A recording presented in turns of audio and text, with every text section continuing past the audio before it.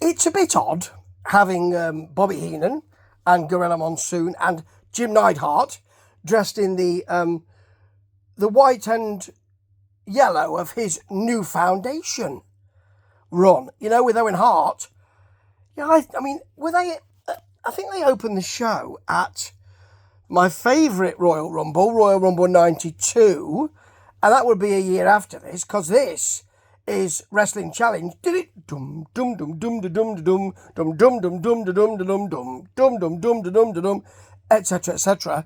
And yeah, it's not bad. This actually, it's from 1991, as I say. It is June 1991, and although here comes my cat Zuzu to spend some time with her father, very nice. And although it's not, I mean, it's not great. They're squash matches, aren't they? It's not bad. It's got its own kind of impetus, and it's quite fun as well. The Big Boss Man starts with, I mean, he's facing, I don't know, and no one really tells me. So there you go. We've got Boss Man picking him up, whoever he is, dropping him, back elbow. By the way, the WWF magazine is available. I used to buy that thing, Used to buy it. I did. And I don't know why. Even then, I didn't know why. I was a WWF fool. And there's a choke in the ropes. You know that thing where he's got him over the ropes and then he runs off, he runs the ropes and then jumps on him. Like he sort of straddles his back. It's a bit weird. Then you've got the Boss Man holding him over his shoulder, which is very nice, and giving him a backbreaker. That's lovely.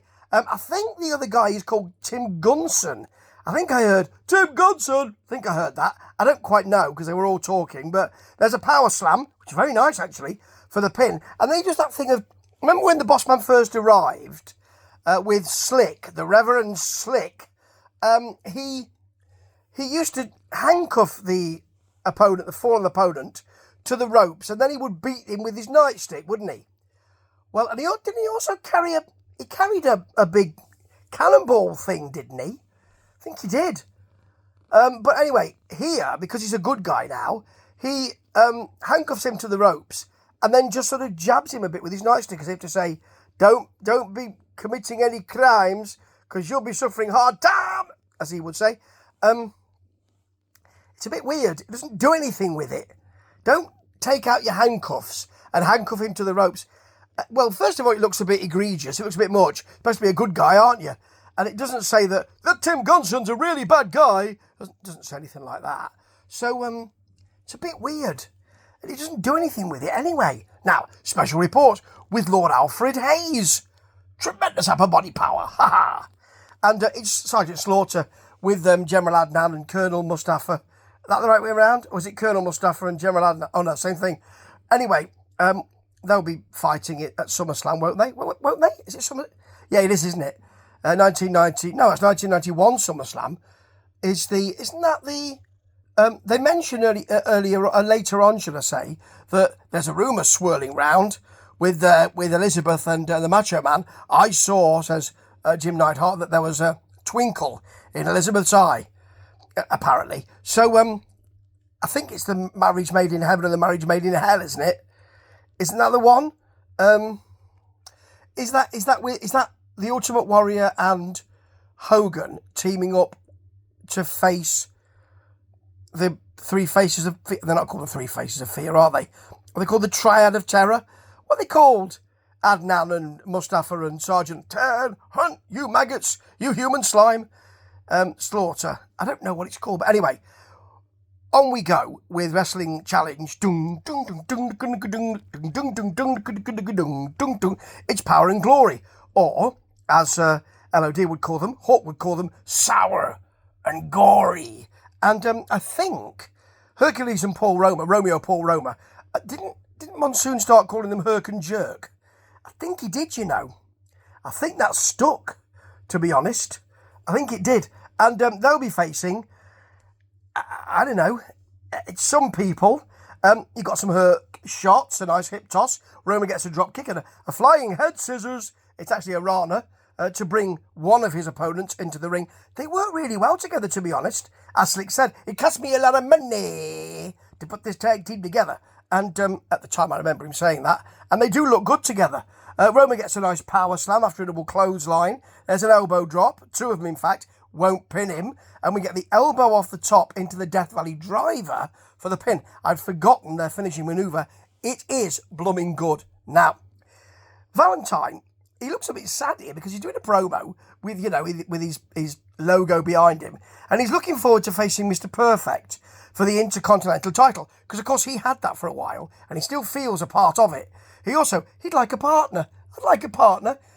It's like it's the wrestling equivalent to going on Tinder or whatever, or Plenty More Fish or whatever it is. Like a dating site for wrestlers. I'd like a partner because he wants to go after the tag team belts. And he will do, but not for a while. There'll be rhythm and blues. He'll be rhythm and blues, won't he? With the honky tonk man. He'll have to dye his hair black for that. And he will. Okay, now it's the Dragon, after an ad for the World Bodybuilding Federation. The World Bodybuilding Federation. It didn't go very well, I don't think. They've had the Fitness Expo. Had a great time there, did Gorilla Monsoon, apparently. And Ricky Steamboat, who now is no longer called Ricky Steamboat, he's just called the Dragon, is facing Randy Sharkey. So a dragon versus a shark. Let's see who comes out on top.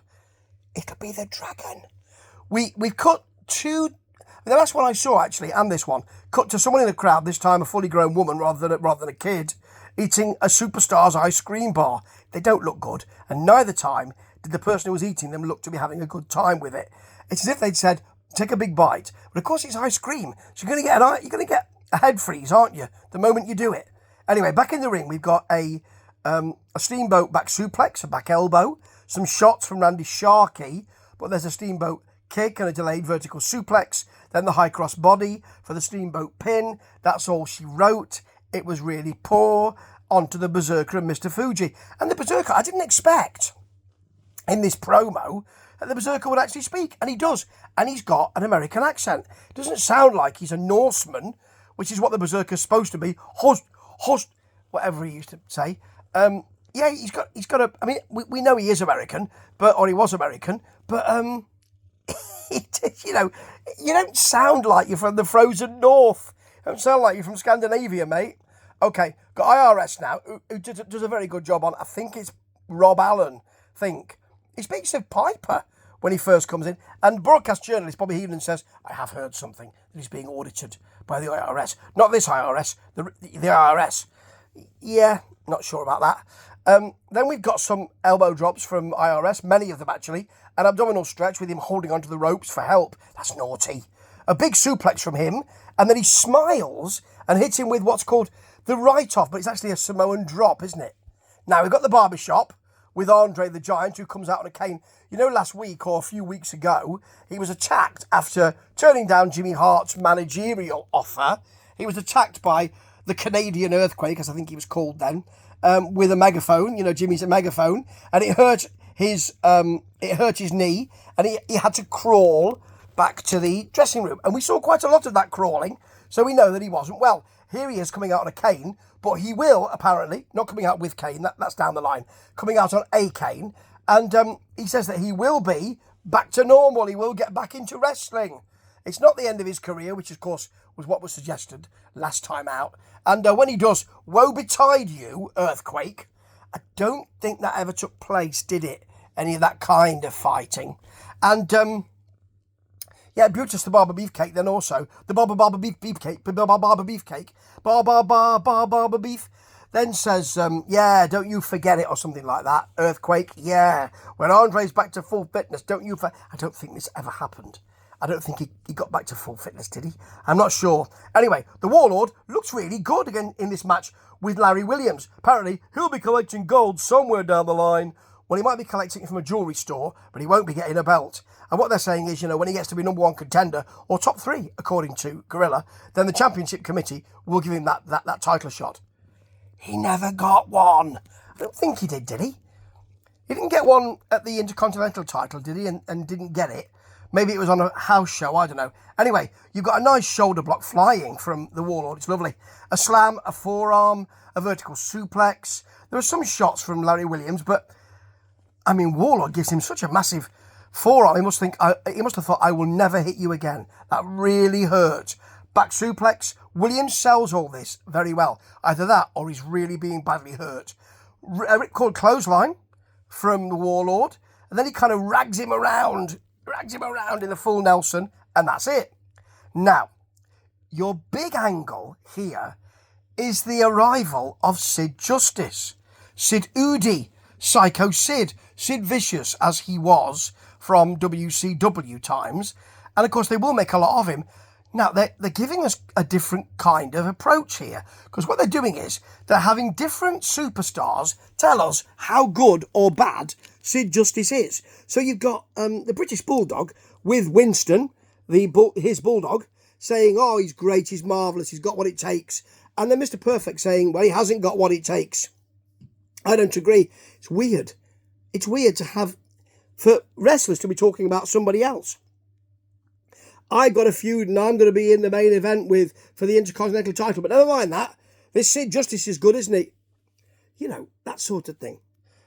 You don't get Hulk Hogan. Let me tell you something, brother.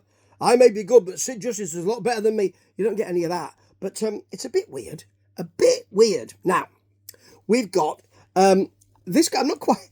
It's Bobby Jones. And it sounds like Jim Coldhands. I don't think it is Jim Coldhands. If they are, they'll be warmed up very quickly by the beating they're going to take from the Orient Express. Boom, ding-a-ding, ding-a-ding, ding, ding-a-ding, ding-a-ding, ding, ding-a-ding, ding, ding-a-ding, hackney music galore. So, and all that kind of stuff, yeah. With Mr. Fuji, of course. Of course it is. Tanaka's got a lovely roundhouse kick, double elbows, a Kato drop kick, a headbutt from Tanaka. They don't half work well together. A Kato elbow drop, and then another roundhouse kick, a lovely, I suppose a karate kick, but a roundhouse crescent kick is what Monsoon will call it, crescent kick. And then a leapfrog, they hold him out from the ropes, and then Tanaka does that, or is it Kato? Paul Diamond does that. And then, of course, they were Paul Diamond and Tanaka as Bad Blood, weren't they? Double D in the AWA. But I think it's Paul Diamond under that mask, isn't it? Anyway, so Kato holds him out, and over the top, a leapfrog over his back to the small of the back from Tanaka, and then they get a back suplex for the pin, which is not what they used last time I saw them, and they deserved a lot better certainly than ding-a-ding, ding-a-ding, ding, ding-a-ding, ding-a-ding, ding-a-ding, ding, ding, all that, you know, and all the bowing to Fuji and all that. Not good. And then we finish, not with wrestling folks, but with wrestling promos. The Nasty Boys saying, we're nasty and we're great, and the LOD are not as nasty as we are, and we're nastier than they are. And the LOD are not as nasty, and we're nastier, and we're called the Nasty Boys, and they're called the Legion of Doom. Therefore, they're not nasty, because we're called nasty, and we're nasty. Nasty. And then you've got the Ultimate Warrior doing another of those quiet promos. The Undertaker will not know where he goes, and if you beat people, then you call them your victims. Well, you do, yeah. And I do not know where I go, but wherever I go, I will end up there. And there will be no map. And I might stop off for a latte, but I might not. I'll be there when I get there. Don't wait around for me, because it could be late. Yeah, all that. He's doing that sort of thing because he got buried. Well, casketed by the Undertaker. And so he's changed his view, you see. Changed his view. It's rather good, this. I mean, it was awful, but it was rather good. It had impetus, and I liked it. And I didn't mind Neidhart and Heenan, mainly because Neidhart stays out of it, because Heenan and Monsoon know what they're doing together. Neidhart's sort of it's a sort of fourth wheel would be needed. Fifth wheel, or third wheel if you're riding a motorcycle, and so he just adds little bits and bobs. It's not as bad as Piper and Macho, who both want to really push their characters, and that can become tedious. This was not tedious. It was rather good, and I will continue to watch them. 1991. Who would have thought that was a good vintage? But pop that cork. It was. Ta-ta.